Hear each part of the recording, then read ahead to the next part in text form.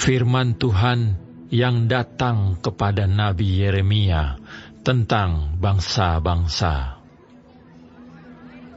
Mengenai Mesir, terhadap tentara Firaun Neko, Raja Mesir, yang berkemah di tepi sungai Efrat dekat Karkemis, dan yang dipukul kalah oleh Nebukadnezar Raja Babel, dalam tahun yang keempat pemerintahan Yoyakim bin Yosia Raja Yehuda. Siapkanlah perisai besar dan perisai kecil, dan majulah untuk bertempur. Pasanglah kuda dan naiklah, hai pengendara-pengendara. Ambillah tempatmu dengan memakai ketopong. Tajamkanlah tombakmu, pakailah baju zirahmu. Mengapa kulihat mereka terkejut, mundur ke belakang? Pahlawan-pahlawan mereka terpukul kalah, lari kocar-kacir tanpa menoleh. Kedahsyatan dari segala jurusan, demikianlah firman Tuhan. Orang yang tangkas tidak dapat melarikan diri, pahlawan tidak dapat meluputkan diri. Di utara, di tepi sungai Efratlah mereka tersandung dan rebah. Siapakah ini yang meluas seperti sungai Nil, dan yang airnya bergelora seperti sungai-sungai?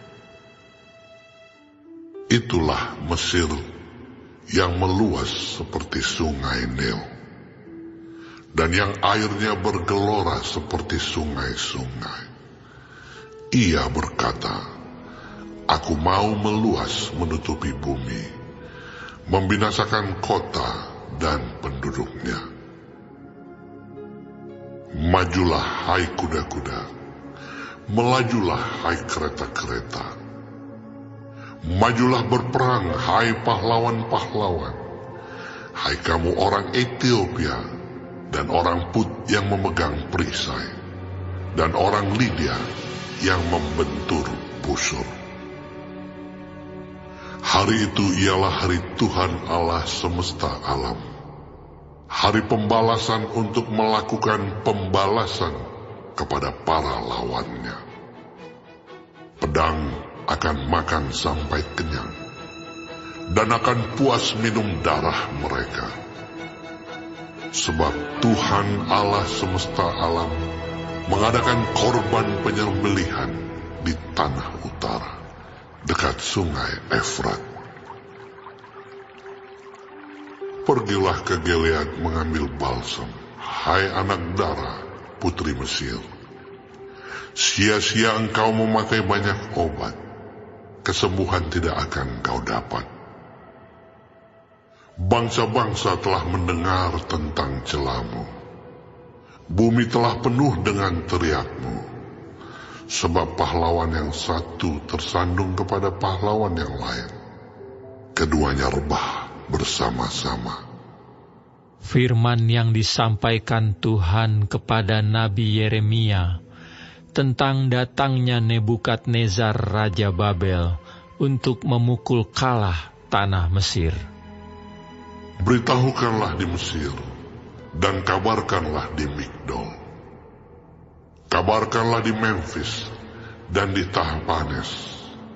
Katakanlah, ambillah tempat dan bersiaplah, sebab sekitarmu habis dimakan pedang. Mengapa Apis melarikan diri? Tidakkah sanggup sapi jantanmu bertahan? Sungguh, Tuhan telah menundukkan dia. Banyak daripadamu yang tersandung dan rebah. Mereka berkata seorang kepada yang lain, marilah kita pulang kepada bangsa kita, ke negeri kelahiran kita, untuk mengelakkan pedang yang merajalela ini. Sebutlah nama Firaun, Raja Mesir, tukang ribut yang membiarkan kesempatan berlalu.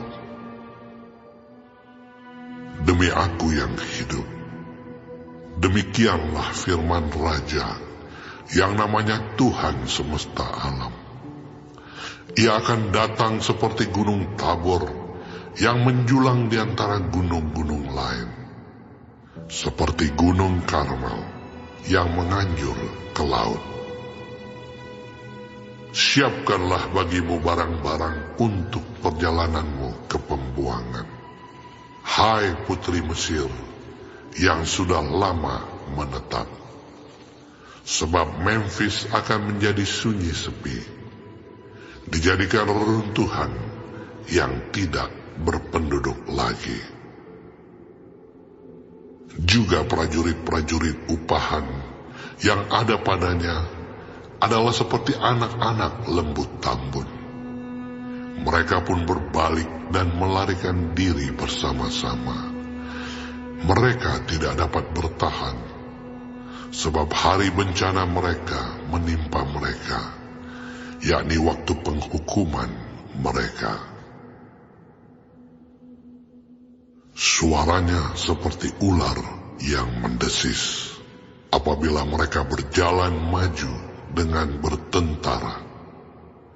Mereka mendatangi dia dengan membawa kapak, seperti orang-orang penebang pohon. Mereka menebang hutannya, demikianlah firman Tuhan, sekalipun itu tidak dapat dimasuki. Sebab lebih banyak mereka daripada belalang, tidak terbilang jumlahnya. Putri Mesir menjadi malu, diserahkan ke dalam tangan bangsa dari utara. Tuhan semesta alam, Allah Israel, berfirman, sesungguhnya aku mendatangkan hukuman atas dewa Amon dari Tebe, atas Firaun beserta Mesir, dewa-dewanya dan raja-rajanya, yakni atas Firaun beserta orang-orang yang percaya kepadanya. Aku akan menyerahkan mereka ke dalam tangan orang-orang yang berusaha mencabut nyawa mereka, yakni ke dalam tangan Nebukadnezar, Raja Babel, dan para pegawainya. Tetapi sesudahnya negeri itu akan didiami seperti dalam zaman purbakala. Demikianlah firman Tuhan. Maka engkau janganlah takut, hai hambaku Yakub.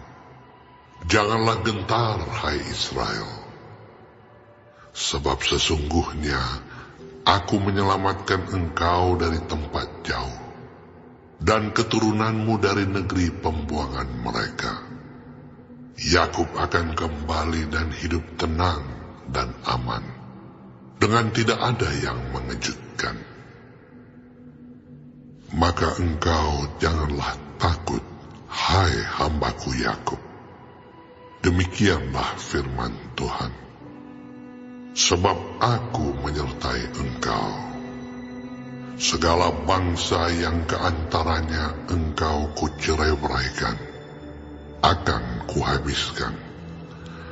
Tetapi engkau ini tidak akan kuhabiskan. Aku akan menghajar engkau menurut hukum. Tetapi aku sama sekali tidak memandang engkau tak bersalah.